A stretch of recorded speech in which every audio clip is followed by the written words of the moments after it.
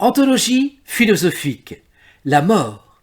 Deux textes contradictoires de Claude Lévi-Strauss d'une part dans sa mythologique 4, L'homme nu, et de Vladimir Yankelevitch dans son livre intitulé La mort.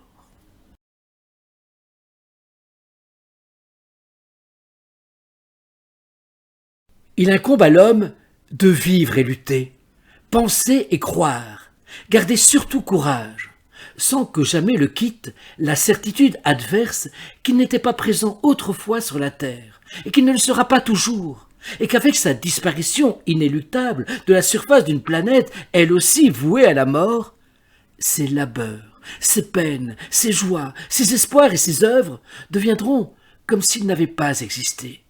Nulle conscience n'étant plus là pour préserver, fût-ce le souvenir de ces mouvements éphémères, sauf par quelques traits vite effacés d'un monde au visage désormais impassible, le constat abrogé qu'ils eurent lieu, c'est-à-dire rien.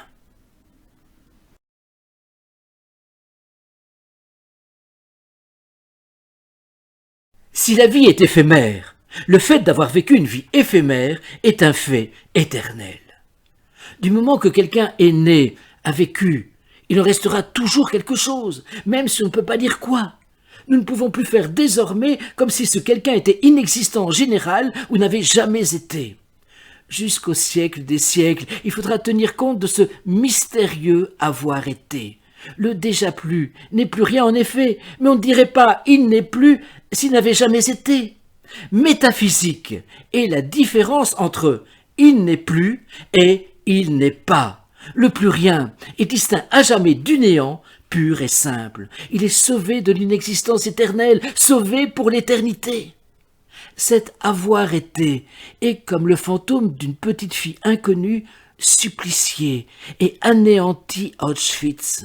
Un monde où le bref passage de cet enfant sur la terre a eu lieu diffère désormais irréductiblement et pour toujours d'un monde où il n'aurait pas eu lieu.